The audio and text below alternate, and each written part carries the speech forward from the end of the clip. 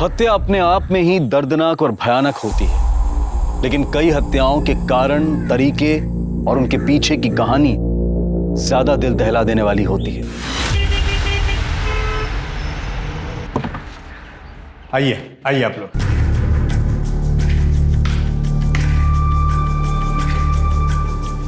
ये घर है, ये इस तरफ किचन है, बाथरूम होता है। वैसे पानी माशाल्लाह फुल आता है और वैसे इसका भाड़ा 5,000 रुपया है जो आपको एडवांस में देना पड़ेगा।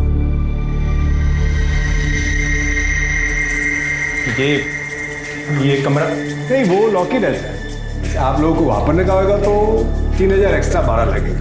नहीं, 8,000 बहुत ज्यादा हो जाएगा। नहीं, वैसे कभी आपको ऐसा यूज करने का जरूरत पड़ गया तो कर सकते हैं थोड़ा टाइम के लिए, खाली मेरे को एडवांस में बोल देना। हाँ, ये आपका एडवांस। ओके ठीक है, चलता है मैं, है?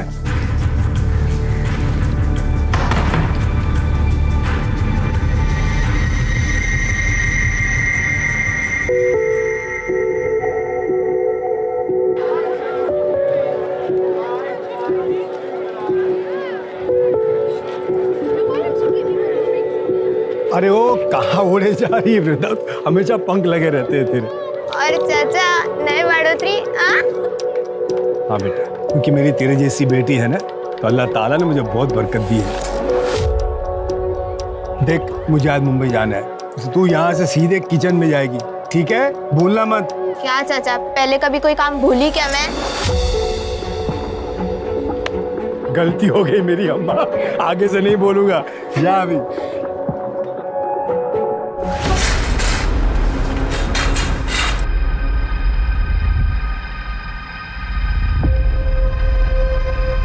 अरे कमला, क्या हुआ?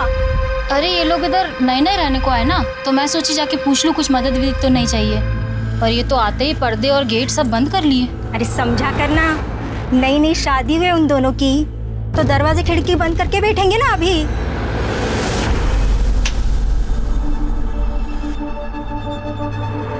अगर तेल गर्म हो गया, डाल दे सारा उसमें। तेरा हुआ कि नहीं डालना है उसमें, गर्म हो गया तेल। चल जल्दी करो, सवेरे का टाइम है, सब आ जाएंगे भी टिफिन लेने। इतना हो गया इसका। काकी मेरी टिफिन रेडी है ना? हाँ, पर तो इतना हाफ के रही है, रुक जा थोड़ा सा। नहीं, सांस लेने जाऊंगी तो उनको लेट हो जाएगा। अच्छा ठीक है, ये ले। मैं चलिए। अच्छा रुक जा। ये देख, मैंने कुछ बनाया है, खा के बता कैसा है। बहुत अच्छा, चलो अब मैं चलती हूँ। अरे ये पूरा तो खा ले। नहीं, पूरा खाने जाऊंगी तो उनको लेट हो जाएगा। नहीं।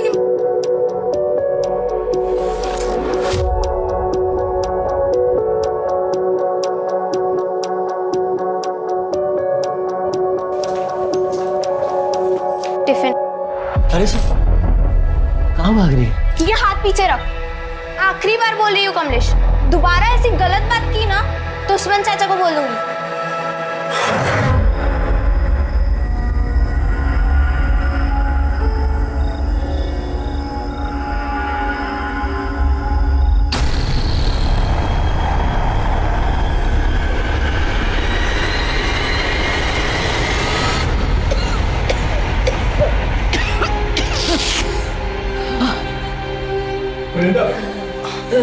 शुक्र अल्लाह का, डॉक्टर साहब पहुंचे। नहीं बेटा, ऐसे रोते नहीं बेटा। देखो डॉक्टर साहब आ गए ना, वो तुम्हारी आई की टीबी ऐसे चुटकी बजाती ठीक कर देंगे। क्यों डॉक्टर साहब? हाँ, मैंने दवाई तो लिख दी है, जल्दी इनकी तबीयत ठीक हो जाएगी, चिंता मत कीजिए। ये आपकी फीस। जी शुक्रिया। भाभी जी, जब तक आप पूरी तरह ठीक नहीं होती, आप यहीं आराम करिए। वृंदा बच्ची है भाईजान, मैं बिस्तर पे पड़ी रहूंगी तो अकेले नौकरी, घर का सारा काम, खाना वाना सब कैसे करेगी? अरे भाभी जी, मैं किस मर्ज की दवा हूँ? वृंदा बेटा, 2 घंटे बाद आ जाना, राशन व खाना वगैरह ले जाना और दवाई भी दिलवा दूंगा, ठीक है? जी चाचा। भाईजान, आप ना होते तो हमारा क्या होता? पहले आपने वृंदा को नौकरी दे दी ताकि हमारा घर चलता रहे। आपका एहसान कभी नहीं चुका पाऊंगी। बेटा, आई का ख्याल रख, हैं? चलता है।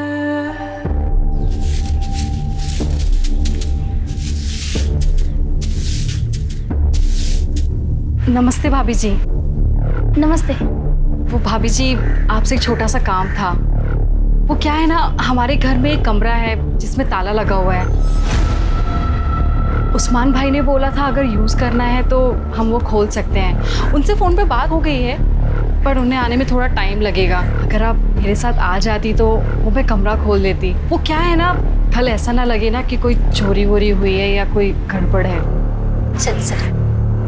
Thank you.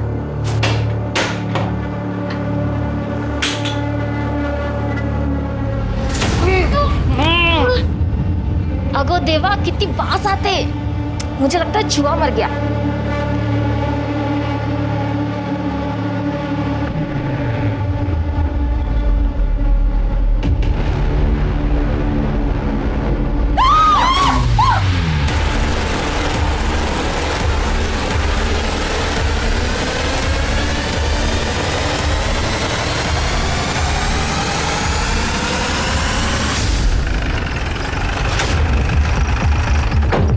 साहब वो अंदर, आप लोग यहीं रुकिए।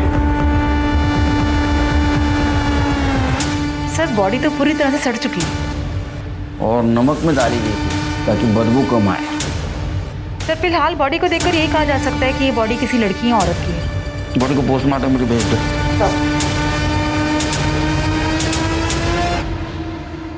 ये रहो। अंदर आइए आप लोग। घर तुम्हारा है? जी सर। बेडरूम आपका है? नहीं सर, वो तो हमारे यहाँ आने से पहले उस रूम में पड़ा था सर। हमें कुछ सामान रखना था, इसलिए फिर हमने इनको बुला लिया सब यहाँ, और फिर इनके सामने ही हमने ताला तोड़ा। हाँ साहब, ताला तो इन्होंने मेरे सामने ही तोड़ा था। ताला क्यों तोड़ा? क्योंकि साहब इस रूम की चाबी मेरे पास नहीं है, इसलिए मैंने इनको बोला था कि जरूरत पड़े तो आप ताला तोड़ दें। घर आपका है ना? चाबी आपके पास नहीं थी? शायद सिंधे फैमिली के पास होगी चाबी, क्योंकि जब वो खाली करके गए तो ताला लगा के गए थे साहब। वो कब गए? 2 महीने तो हो गए होंगे ना उस्मान भाई। हाँ, तो 2 महीने से खाली है घर? अरे नहीं साहब, शिंदे फैमिली बहुत शानी निकली साहब। उनका 2 महीने का भाड़ा बाकी था जब वो घर छोड़ के चले गए, वो तो दिया नहीं। और जब मैं 15 दिन के लिए वर्धा गया तब उस बात का फायदा उठाकर मेरा घर उन्होंने काले फैमिली को भाड़े पे दे दिया बिना मेरे को बोले। और शिंदे फैमिली का तो कहीं पता ही नहीं है साहब। और कुछ दिन पहले वो काले फैमिली भी साहब ये घर छोड़कर चले गए। तब से लेके इन लोग के आने तक ये घर खाली पड़ा था साहब, अल्लाह गवाह है।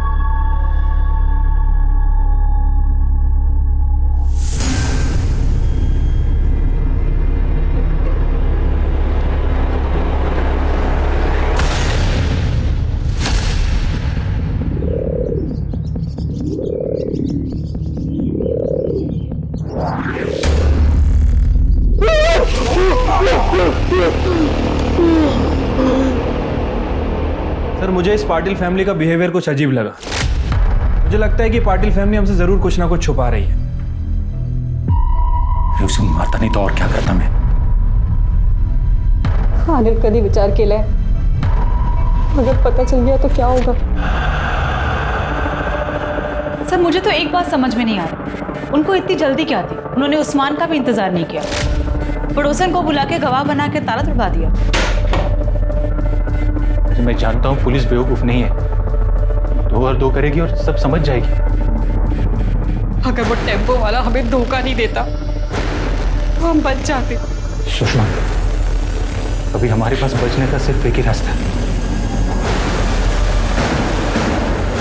इससे पहले कि वो बचने का रास्ता ढूंढे, उनकी सारी डिटेल्स निकलवा। सर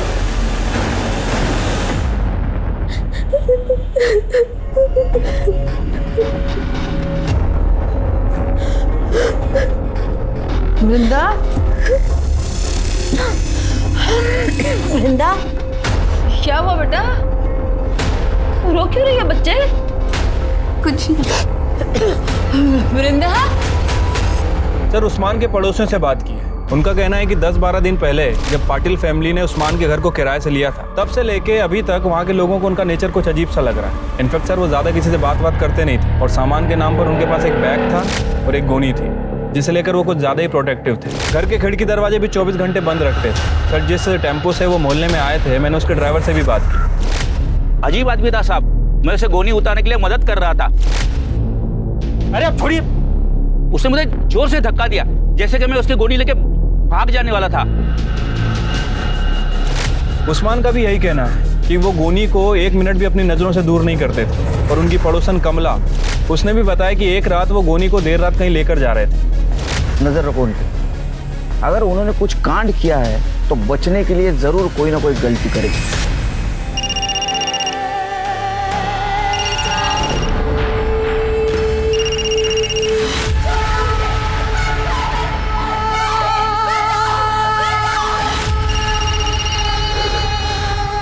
वृंदा, वृंदा, वृंदा, देख क्यों नहीं रही किसका फोन है?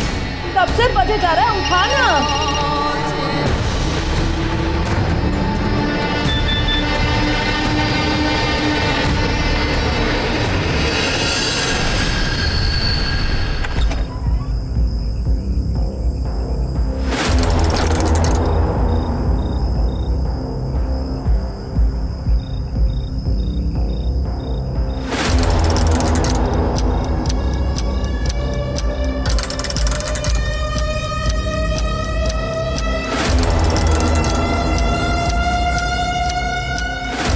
पीछा कर रहा है।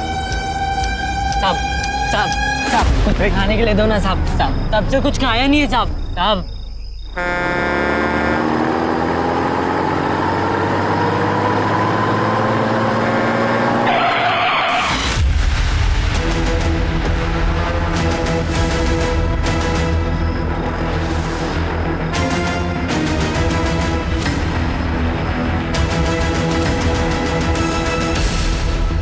अभी जाओ।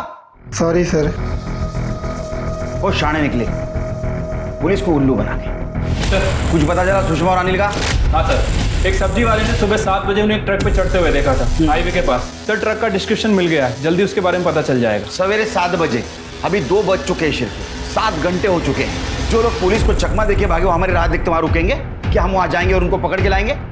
वहां का सीसीटीवी फुटेज मंगाओ आणि प्रत्येक टोल नाक्यावर ट्रकचं डिस्क्रिप्शन पाठवा। जाओ। हो सर। जिस घर के अंदर ड्रम में लाश मिली थी उस घर के बाहर एक टूटा हुआ ताला मिला। पाटिल फैमिली ने कमला के सामने जो ताला तोड़ा था वो लेके आओ। सर।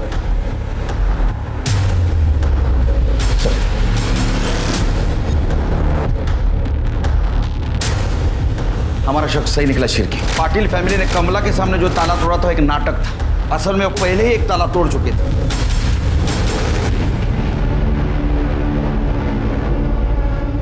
वो अनिल और सुषमा की वजह से केलकर साहब ने क्या क्लास ली मेरी, सुनना पड़ा। गलती तो मेरी थी ना।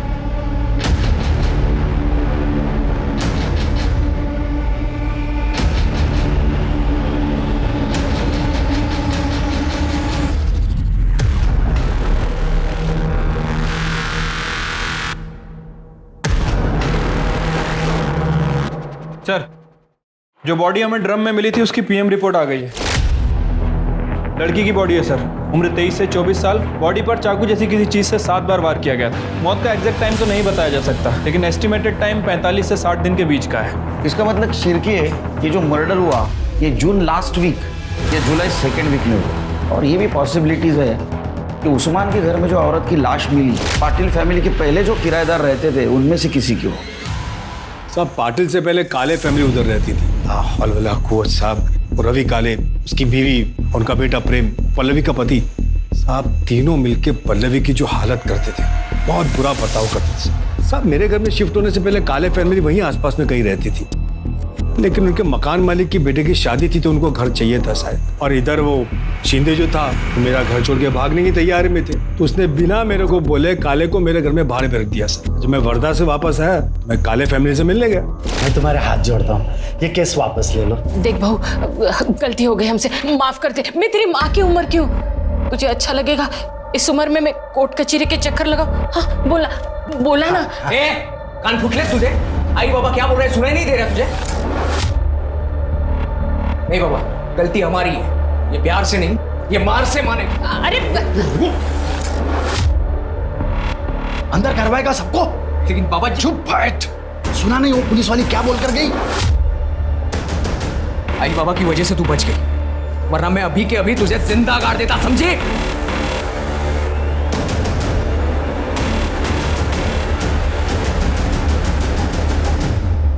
मेरे ख्याल से पल्लवी काले ने फिरार पुलिस स्टेशन में कंप्लेंट भी लिखवाई थी उनके खिलाफ। हाँ सर पल्लवी ने 2 महीने पहले कंप्लेंट लिखवाई थी। मैडम मुझे बचा लो मैडम, वरना वो लोग मुझे मार देंगे। मुझे बचा लो मैडम, मुझे बचा लो, वरना वो लोग मुझे मार देंगे। मैं सेफ हो, घबराओ मत, पानी। अब बताओ क्या हुआ?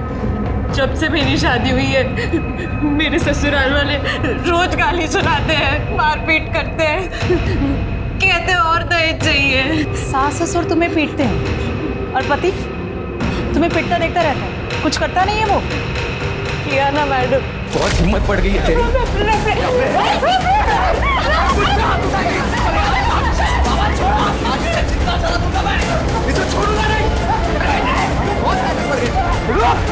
रुक! आज तुझे जिंदा जला दूंगा मैं, छोड़ूंगा नहीं।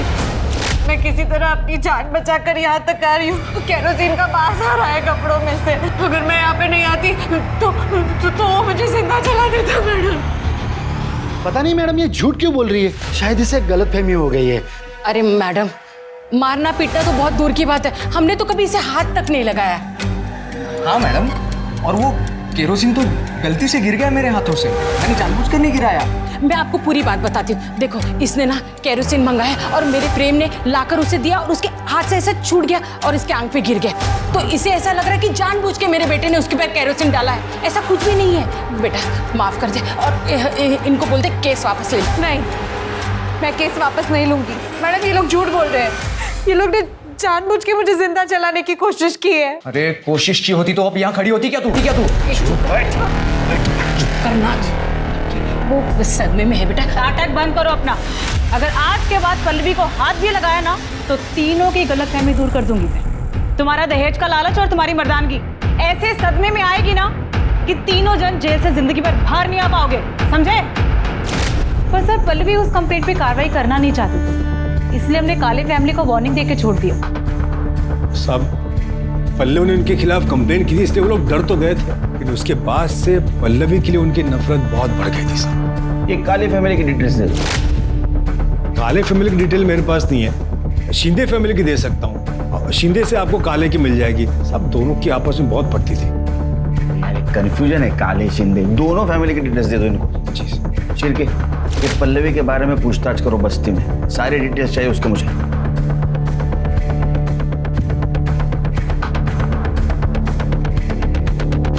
जब एक मर्द औरत को सारे बाजार में नंगा करता है ना, तो सोचो क्या होता है। बेचारी पल्लवी के साथ भी एक दिन ऐसे हुआ था। ए पल्लवी, ए रुक, इधर यार, चल आज मुड़ो अपना, चल। छोड़ पीछे हट। पैसा दे दो, ले चल आज मूड बनाएंगे, चल चल। ये पैसे ना अपनी माँ को जाके देना और उसी के साथ सोना, समझे? छोड़। क्या कह रहे तुम लोग यहाँ पे? छोड़ूंगा नहीं तेरे को, ये थप्पड़ तुझे बहुत महंगा पड़ेगा, याद रखना। हाँ चल निकल चल। नाम क्या बता दोनों का? सर श्याम और विलास। अगर पान वाले की इंफॉर्मेशन सच है तो ये दोनों किसी गटर में दारू पी के पड़े होंगे। उठाओ उनको। ठीक है सर, अभी इन्फॉर्मेशन मिली है, सब्जी वाले ने जिस ट्रक का डिस्क्रिप्शन दिया था वो कोल्हापुर के नाके के पास से निकला है। अनिल पाटिल और सुषमा इसमें अभी दिखे हैं। हाईवे पुलिस को इन्फॉर्म करो सर। और नायगांव में उसके पड़ोसियों से पूछताछ करो, उसका कोल्हापुर में कनेक्शन है क्या। चिरके, शिंदे फैमिली का कुछ पता चला? नहीं सर, अभी तक उनका फोन स्विच ऑफ है।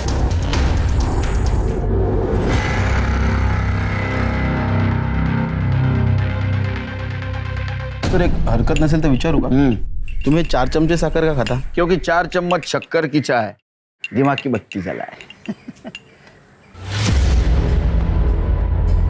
सर ये लड़की मुझे बहुत अजीब सी लगती है।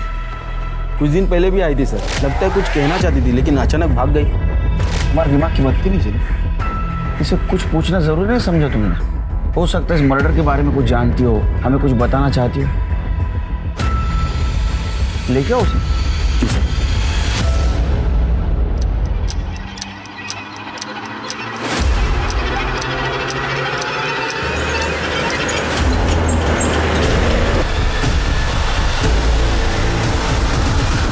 सर, रवि काले का फोन सतारा के पास ऑन हुआ था। मैंने वहाँ की लोकल पुलिस को इन्फॉर्म कर दिया है। जल्दी उसकी एग्जैक्ट लोकेशन ट्रेस कर रहे हैं और जैसे ही मिलती है उसे अरेस्ट करके ला रहे हैं सर। गुड। और वो 2 बेवड़े? सर विलास और श्याम दोनों का पता चल गया है। हमारी एक टीम गई है उन्हें उठाने के लिए।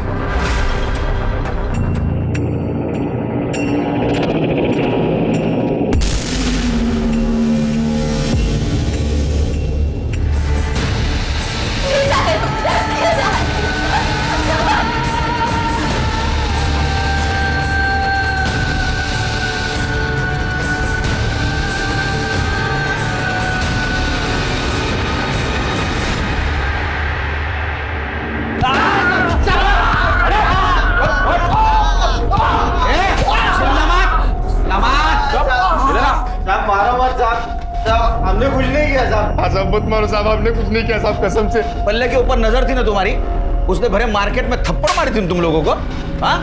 इसलिए तुमने बदला लिया, उसका मर्डर किया। साहब कसम से बोल रहे हैं अपन साहब, साहब अपन नहीं मारा उसको साहब। हमने नहीं मारा उसको साहब, कसम से नहीं मारा।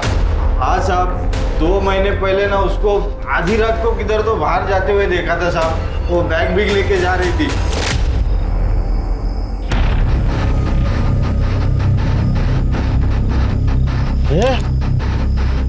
ये वही है ना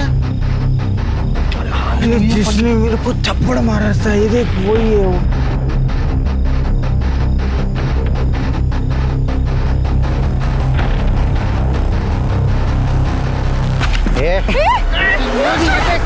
चल तेरे को बताता हूँ क्या करना है मैं, चल अभी।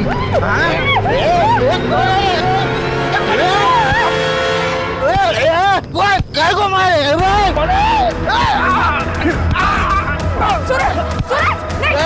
छोड़ो, जाने दो, हम चलते हैं, चलो। सूरज, ये सूरज कौन है? वो साहब वो भाजी वाला है साहब, वो अपने बस्ती में वो भाजी बेचता था साहब। अपने को बाद में मालूम पड़ा कि उसका और पल्लवी का लफड़ा है करके। मेरे को तो लगता है पल्लवी उसके साथ ही भाग गई होगी साहब, क्योंकि वो सूरज भी गायब है तभी से साहब। क्या डेट क्या थी? साहब तब इतना मालूम है कि वो जून महीने का आखिर था या तो फिर जुलाई का शुरू में था। फिर क्या? ये सूरज का नाम लेके हमको गुमराह करने की कोशिश कर। इन दोनों ने पल्लवी के साथ रेप किया, बाद में उसका मर्डर किया। दारू उतरेगी ना सब बोलोगे तुम। करने नींबू पानी पादर का आता नहीं पाजा।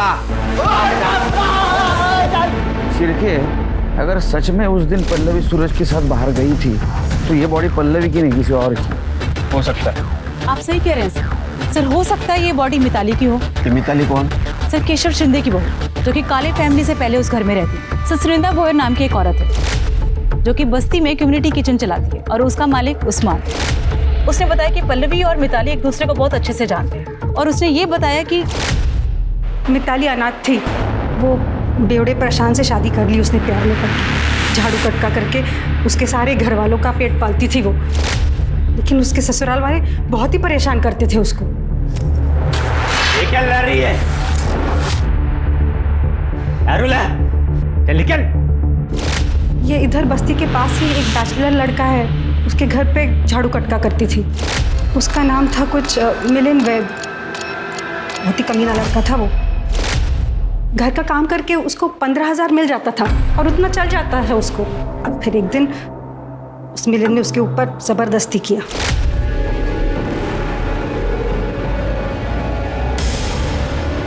सब क्या कर रहा था? उसने जाके अपने ससुराल वालों को बताया, लेकिन उन्होंने पुलिस को बताने से मना कर दिया। बोले कि उसका काम छूट जाएगा और ये निकम्मे लोग भूखे मर जाएंगे। ये बात जब मिलिंद को पता चली, उसमें तो और हिम्मत आ गई। अगले ही दिन उसने और 3 दोस्तों को बुलाया और उसके साथ गलत काम किया। गलत काम करने के बाद उन तीनों ने उसको अलग अलग पैसा दिया।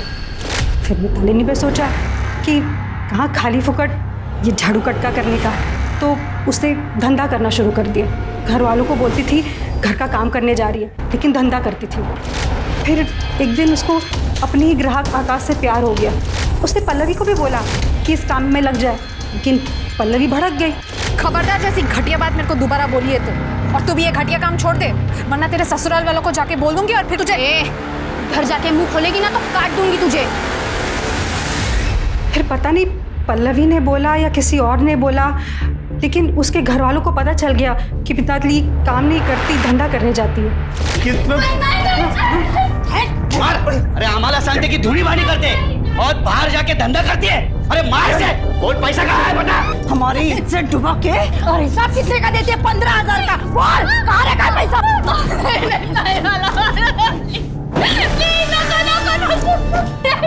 पैसा कहाँ है बता।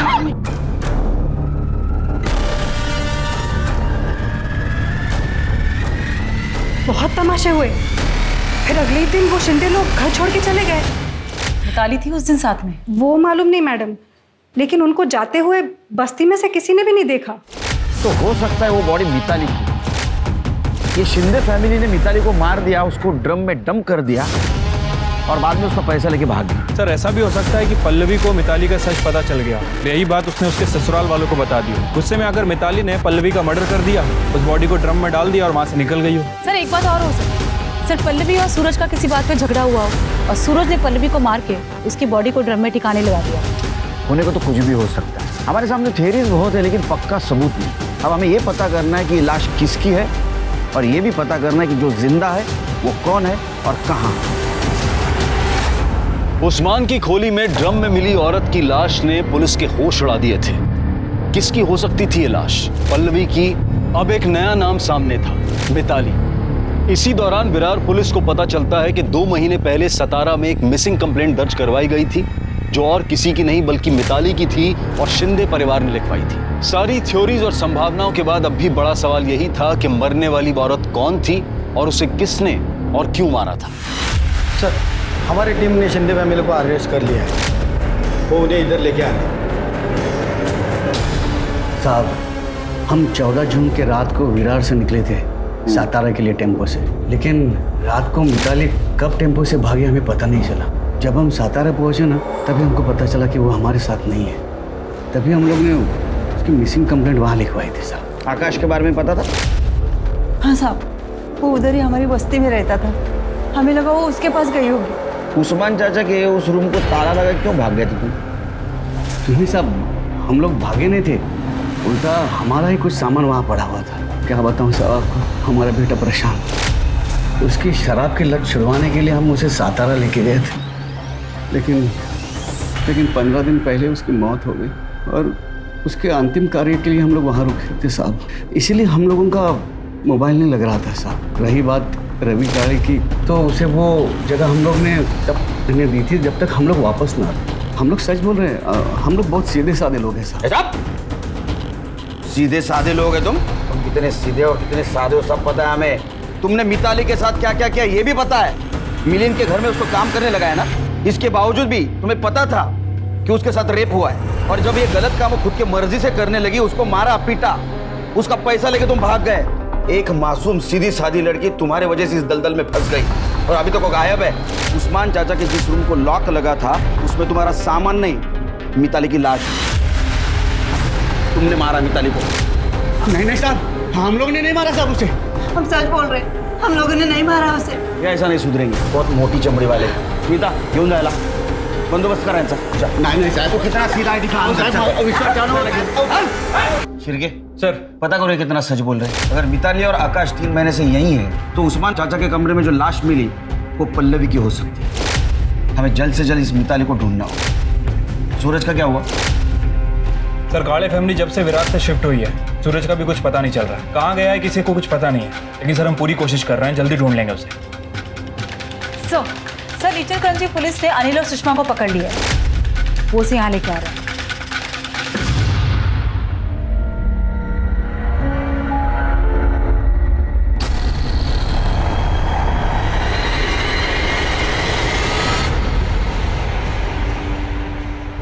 मैं और सुषमा पालघर में रहते हैं। हाँ? पालघर में मैं और सुषमा पड़ोस में रहते। हाँ। सुषमा की शादी सर वो अजीत जयकर नाम के गुंडे से हुई थी। हम दोनों एक दूसरे से बहुत प्यार करते थे, इसीलिए हमें डर भी लगा रहता था कि ये बात अगर इसके पति को पता चल गई तो वो क्या कर देगा सर। इसलिए फिर हम दोनों ने सर कोल्हापुर भाग जाने का फैसला किया। 3 अगस्त की रात को सर ये अपने सास के सारे जेवर लेके मेरे पास आई और फिर हम लोग कोल्हापुर जाने के लिए टेम्पो ढूंढने के लिए मंडी में गए।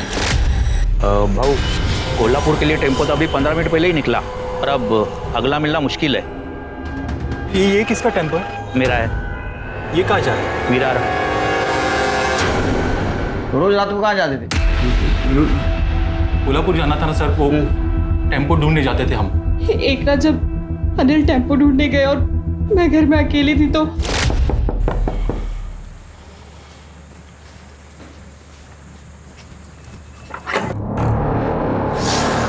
यहाँ छुप के बैठी है तू। और तेरा यार किधर है? बुला उसे। आज तुम दोनों का खेल खत्म कर देता हूं मैं। उसके पहले ना मुझे मेरे पैसे और जेवर चाहिए जो तू चुरा के भागी। बॉल किधर रखे?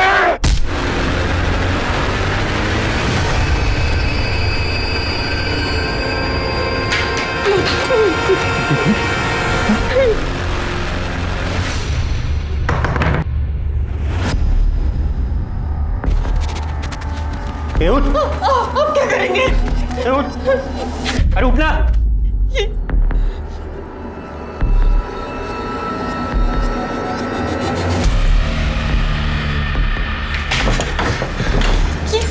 क्या कर रहे हैं तुम यहाँ पे? अरे इसे ठिकाना लगाना पड़ेगा ना, नहीं तो पकड़े जाएंगे हम। हाँ? कि ये इसे अभी के लिए यहाँ छुपा देते हैं, फिर फेंक देंगे कहीं।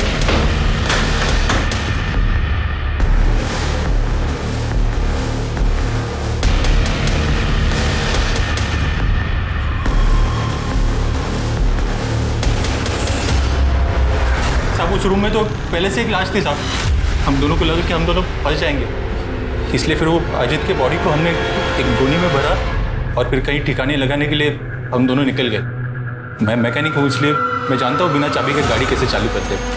हम दोनों जैसे तैसे करके वो बॉडी को बाइक पे रखा और फिर ठिकाने लगाने के लिए हम लोग निकल पड़े। तो सब कुछ होने के बाद सब हम लोग कोल्हापुर के लिए भाग गए। हाईवे पे ईचल करंजी का ट्रक मिला, हमने उस ट्रक से लिफ्ट लिया और ईचल करंजी पहुँच गए। सर हम जैसे ही ईचल करंजी पहुँच गए, सामने अजीत था। हम दोनों तो डर गए कि ये जिंदा कैसे बचा।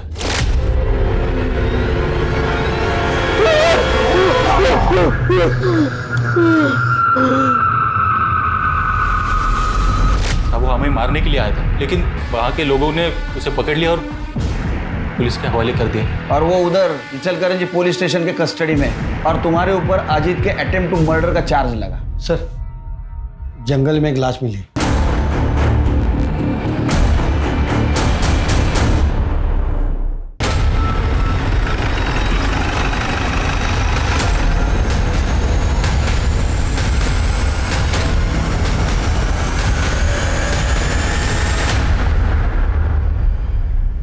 सर बॉडी बुरी तरह सड़ गई है। कुछ मिला? ये वॉलेट मिला है, उसमें आईडी कार्ड है। सूरज यादव? सूरज यादव मतलब पल्लवी का बॉयफ्रेंड? तो जिस हिसाब से बॉडी डिकम्पोज हुई है, इसे लगभग 1-2 महीने तो हुए होंगे, और पल्लवी और सूरज को गायब हुए भी 2 महीने हो चुके हैं। तो मुझे लगता है कि ये बॉडी सूरज की है। पंचनामा करा और देखो आसपास और कुछ मिलता है। क्योंकि अगर ये बॉडी सूरज की है तो इसका मतलब पल्लवी मर चुकी है। हो सकता है सर, क्योंकि पल्लवी को भी गायब हुए 2 महीने से ज्यादा हो चुके हैं। सर वहाँ पे पीछे एक बाइक मिली है। और कुछ मिला? नहीं सर। पता करो किसके नाम रजिस्टर है। Okay sir. शिरके, हो सकता है ये बाइक सूरज की हो, या ऐसा भी हो सकता है कि जिसने सूरज को मारा उसकी हो। उसने सूरज को मार दिया, बॉडी को यहाँ डंप कर दिया और बाइक को छोड़ कर निकल गया। ये भी हो सकता है कि काले फैमिली को इन दोनों के भागने का प्लान पता होगा। उन्होंने पल्लवी को मारा, ड्रम में डंप कर दिया, बाद में सूरज को मार दिया और यहाँ फेंक दिया। 1 मिनट सर। हेलो, ठीक है सर। काले फैमिली गिरफ्तार हो गई है, विरार पुलिस स्टेशन लेकर आ रहा है। वार्निंग दी थी ना तुम्हें कि अगर पल्लवी को कुछ भी हुआ तो जेल के अंदर कर दिए जाओगे। क्यों मारा पल्लवी को? मैडम हमने कुछ नहीं किया, हमने नहीं मारा उसे। अरे कुछ नहीं किया तो भागे क्यों? पल्लवी किधर है? नहीं पता साहब, 30 जून के शाम को वो मैं जल्दी लौटी हूँ ऐसा बोल के गई साहब, लेकिन लौटी नहीं साहब। उसके बाद में हमने देखा वो रुक्मिणी के सब गहने गायब थे साहब। अब बहू चोरी करके मुंह काला करके भाग गई साहब। उसके ऊपर वो उस्मान भाड़े के लिए पीछे पड़ा साहब। मेरा और शिंदे का बगाया भाड़ा मांग रहा था। हमने सोचा कि खोपोली में इसके रिश्तेदार रहते हैं तो उनके यहाँ पे चले जाते हैं, फिर देखेंगे बाद में क्या होता है, इसलिए चले गए साहब खोपोली। वो ड्रम किसका था? कौन सा ड्रम साहब? हाँ वो जिस कमरे को ताला लगा था उस कमरे में ड्रम किसका था जिसमें एक औरत की सड़ी हुई लाश मिली? कसम से साहब वो कमरे में क्या है हमको पता भी नहीं। वो कमरे की तरफ हम जाते भी नहीं साहब। इतना बड़ा घर था, तेरे को कमरा नहीं दिखा? और तूने उसको जलाने की कोशिश की ना? नहीं साहब, हम लोग सच बोल रहे हैं, हमने उसे नहीं मारा है। मैं उसे जलाना नहीं चाहता था, मैं तो सिर्फ उसे डराना चाहता था। उसके बाप ने, बीकू ने हमसे कहा था कि वो शादी के बाद हमें पैसे देगा, लेकिन बाद में वो मुकर गया। वो मुकर गया इसलिए तूने भरे बस्ती में उसको बेचने की कोशिश की। वो नहीं मानी तो उसको मार दिया? नहीं साहब, मैं मानता हूँ मुझसे गलती हुई, लेकिन मैंने उसे नहीं मारा। सब पता चल जाएगा। लेके जाओ इनको और खूब मारो इनको। कहाँ फंसा रहे हो सब? हम सच कह रहे, मारा नहीं उसे। इन लोगों ने पल्लवी के ऊपर जिस गहने चोरी का इल्जाम लगाया है उसके सारे डिटेल्स निकालो और पता करो चोर मार्केट या किसी ज्वेलर के पास वो बेचने गए थे। अरे पल्लवी का बाप भीकू, उसका और हमें जो लाश मिली है उसका डीएनए मैच करके देखो। ठीक है सर।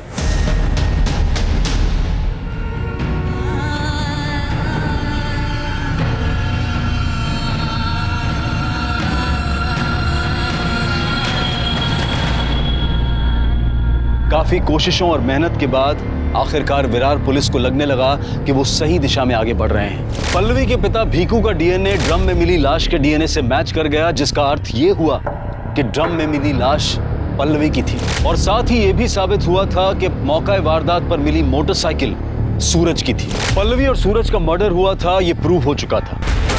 और इसी दौरान पुलिस को एक और डेड बॉडी मिली जो पुलिस की मुश्किलें और बढ़ाने वाली थी।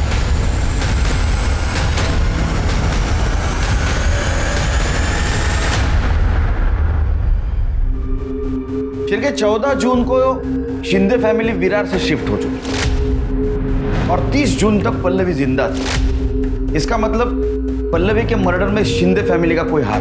दूसरी सस्पेक्ट है काले फैमिली जो हमारे कस्टडी में। एक और सस्पेक्ट है मिताली शिंदे। हो सकता है अपने बॉयफ्रेंड आकाश के साथ कहीं हो, लेकिन उसकी हमें इंफॉर्मेशन नहीं। साहब मैं वही बताने के लिए इधर आई है। मैं ही हूँ मिताली शिंदे और मैंने पल्लवी को नहीं मारा है। तुमने कुछ किया नहीं तो यहाँ आने में इतनी देर क्यों लगा दी? इंसान हूँ ना साहब, पहले खाली खुद के बारे में सोचा, पर लगा पल्लवी को भी न्याय मिलना चाहिए। बहन जैसी थी वो साहब मेरी।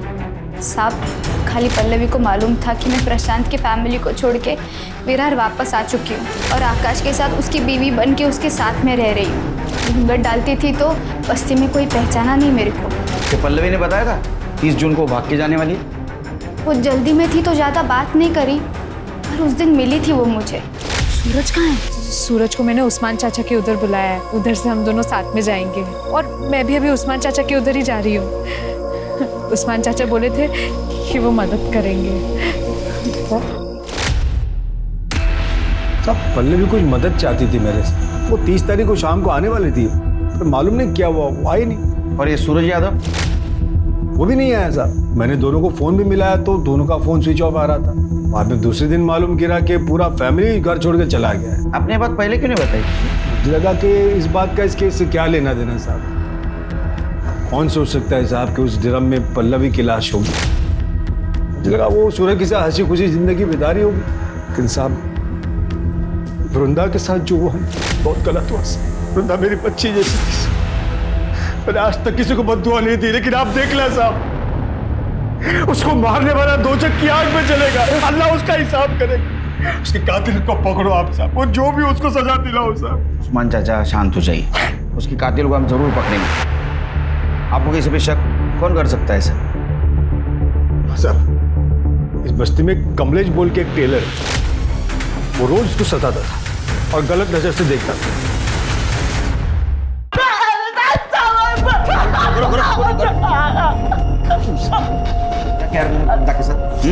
क्यों मारा उसको?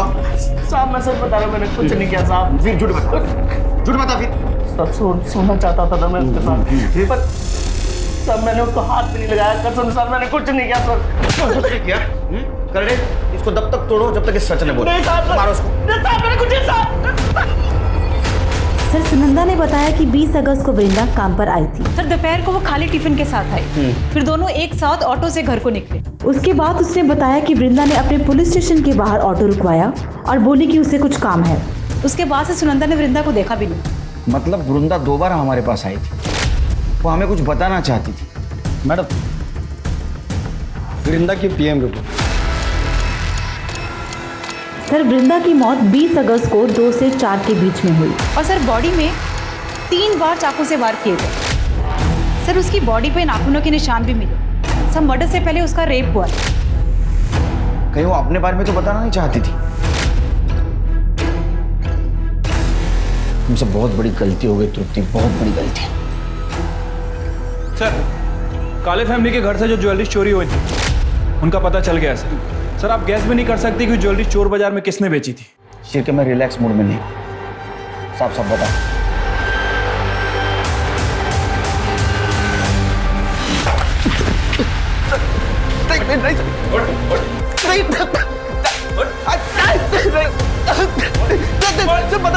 बताता हूँ, क्या बताना पड़ेगा, बोल।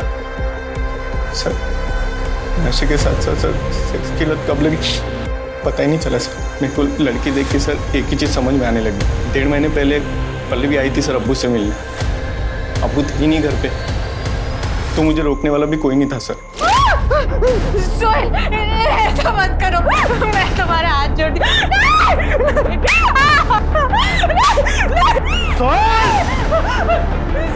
सोहेल, तू बचेगा नहीं आज। तेरी इतनी हिम्मत।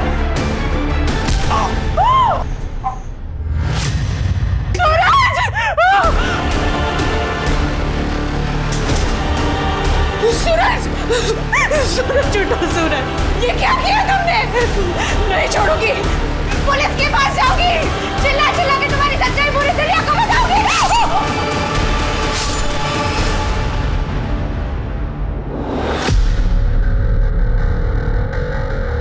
मैंने जो कुछ किया अपनी औलाद को बचाने के लिए किया। ये तेरे फालतू बेटे को बचाने के लिए तूने मासूम लोगों की जान ली। तेरे को तब समझ में नहीं आया वो भी किसी की औलाद है। मुझे मालूम था कि काले फैमिली मेरा घर छोड़ के भाग चुकी है, लेकिन पल्लवी की लाश को मैंने सूटकेस में डाला और उस घर में ले गया। उसके बाद सूरज की लाश को भी मैंने उसी सूटकेस में डाला और जंगल में जाके फेंक दिया, और उसकी मोटरसाइकिल को भी वहीं ठिकाने लगा दिया। वृंदा को क्यों मारा? मारना पड़ा साहब। क्यों? इसकी वजह से। मुझे मालूम था इसको नशे के साथ साथ औरत की भी लत लग गई, इसलिए मैं रोज खुद इसको घर पे धंधे वाली औरत बुला के देता था। लेकिन उस दिन मैं भूल गया, गलती से मैंने वृंदा को घर बुला लिया राशन और दवाई के पैसे लेने के लिए, लेकिन मैं घर लेट पहुंचा और ये घर पे अकेला था। उस्मान चाचा, उस्मान चाचा, अरे मेरे को बुला के कहाँ चले गए?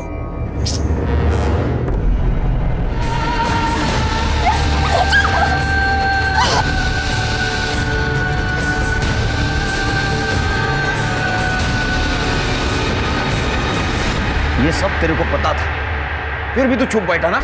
वृंदा मेरे को बताई थी साहब। मुझे सुहेल पे बहुत गुस्सा था, लेकिन वृंदा पुलिस में जाएगी ये सोच के मैं डर गया था, इसलिए मैंने उसको वो वीडियो बनाया जो सुहेल ने बनाया था उसका, और बोला कि अगर तू पुलिस में जाएगी तो मैं तेरे को बदनाम कर दूंगा। सुहेल को वृंदा पसंद आ गई थी, वो जब मन करता उसको मैसेज करके बुला लेता, उसके साथ जबरदस्ती करता था, और वृंदा का भी गुस्सा बढ़ते जा रहा था। मैंने वृंदा को पुलिस स्टेशन के बाहर देखा और मैं डर गया। मैं उसके पास गया और मैंने बोला उसको, वृंदा बेटा बेटा तेरी आई की तबीयत बहुत खराब है, तू यहाँ क्या कर रही है? क्या क्या हुआ? बेटा डॉक्टर ने उन्हें हॉस्पिटल में एडमिट करने को बोला है, तू चल मेरे साथ, मैं तुझे ले चलूं। फिर मैं उसको एक सुनसान जगह पे ले गया। और क्या हुआ उस्मान चाचा? बेटा तुझसे एक बात करनी है। जी कहिए ना।